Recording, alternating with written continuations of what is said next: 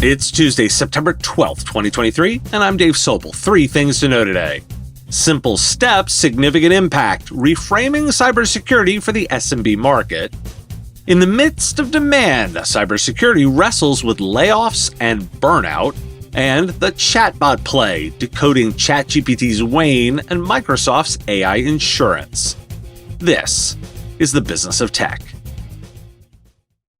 MSP Global is the place to be to shape the future of services. MSPs, VARs, MSSPs, if you work in digital enablement, you need to be at the Nürburgring. Discover products, form new partnerships, connect with top leaders, and hear from MSP industry voices, as well as rock legend Bob Geldof. You'll get to enjoy the legendary Nürburgring racetrack, perfect for the theme of driving digital transformation. MSP Global, November 14 to 16, and registration is free with the code MSP Radio or the link in the show notes. MSPglobal.com and code MSP Radio to attend for free. The UK's National Cybersecurity Centre and National Crime Agency have published a white paper on the evolution of ransomware as a service and the cyber criminal ecosystem. The report highlights that responding to ransomware attacks need not be complex or expensive. Organizations can protect themselves by handling cyber hygiene issues such as prompt patching, strong password protection, and multi-factor authentication. The report also reveals that many victims are chosen opportunistically and not specifically targeted, and that poor cyber hygiene is often the root cause of successful ransomware attacks. A Tech Isle survey found that while many SMBs are aware of the threat of cyber attacks, a significant portion do not consider it a critical issue. 1/3 of them are unconcerned about cybersecurity. Core and upper mid-market businesses take a more proactive view of these issues, with 2/3 viewing cyber attacks as either their most critical IT issue or a top 3 business issue. Nearly 30% of small businesses and roughly half of core and upper mid-market firms have implemented a cyber resilience solution. Small businesses in particular are less likely to see cyber threats as a top IT or business issue, but this may be due to their less mature IT operations and other daily business challenges. Those mid-market and core mid-market businesses view cyber attacks as critical IT issues or top 3 business ones, with over 80% focused on establishing effective cyber defenses.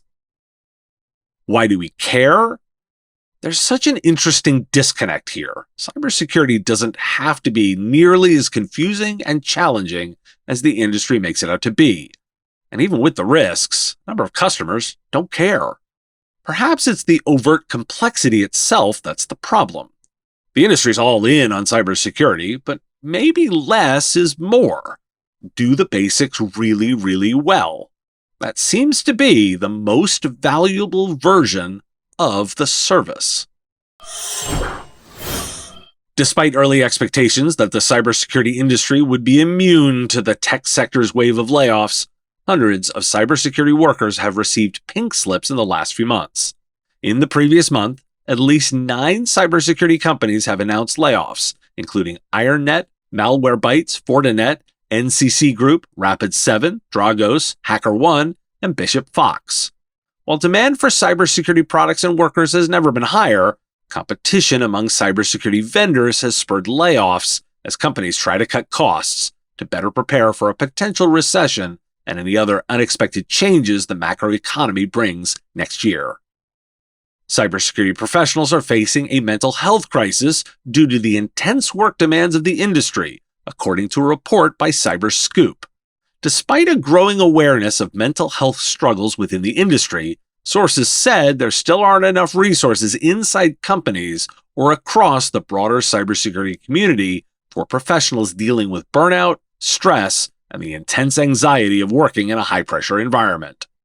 A 2022 study by the security platform Tynes of more than 1,000 security professionals across the US and Europe found that 66% of respondents had significant levels of stress at work, with nearly as many saying their stress impacted their work performance.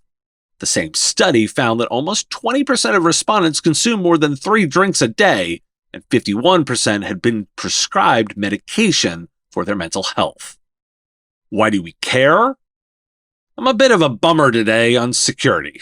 I want to highlight two significant reasons to care. The first story is about the intense desire by cybersecurity companies to sell stuff. Sure, that's obvious, but think about it again. Excessive hype about cybersecurity is good for them, yet remember they are pushing for continual profit, and yet there's still volatility in the market. And they're doing it in a burnout market. MSPs and IT services might face challenges recruiting top talent if they don't actively address these concerns. Demonstrating a commitment to employee well-being can be a competitive advantage. MSPs should consider investing in training programs that teach their staff resilience, stress management, and self-care techniques. This is a marathon, not a sprint. OpenAI's ChatGPT has seen a decline in website visits for the third consecutive month, with users spending less time on the site. The drop in active users in June and July stabilized somewhat in August, with experts attributing the decline to students going on summer vacation. ChatGPT is primarily used by college-age individuals, with students seeking homework help being part of the story. While teachers have expressed concern that most of their students use ChatGPT in some capacity, the decline in accuracy of the tool and increasing competition in the chatbot space could also be contributing factors. Microsoft has announced the Copilot copyright commitment, which provides legal protection for customers who are sued for copyright infringement over content generated by the company's AI systems. The policy covers damages and legal fees, providing customers with an added layer of protection as generative AI sees rapid adoption across the tech industry. Microsoft will pay any legal damages for customers using Copilot, Bing Chat, and other AI services as long as they use the built-in guardrails. Why do we care? I'm more interested in considering that there is more competition in the chatbot space. I'm not panicking the way some of the analysis is over ChatGPT's dips. We've recently covered how much these tools are being used for experimentation. Users are trying things. That will mean some fluidity too. According to legal experts, Microsoft's pledge to defend customers from copyright infringement lawsuits related to its Copilot AI tools is a smart one, as the risk of infringement is low. Generative AI platforms will still face legal questions over the material used to train the models. Microsoft's indemnification commitment aims to reassure potential customers. Still, limitations on coverage and the fact that Microsoft would already likely be a co-defendant in lawsuits would limit the number of applicable cases. This is savvy positioning. Partners can leverage that too. With as much uncertainty as there is, this is notable. Gazinta Mobius can make your life easier through accounting automation. Tired of inputting your invoices, expenses, and inventory from ConnectWise Manage into QuickBooks Online? Gazinta Mobius reduces your data entry to the click of a button.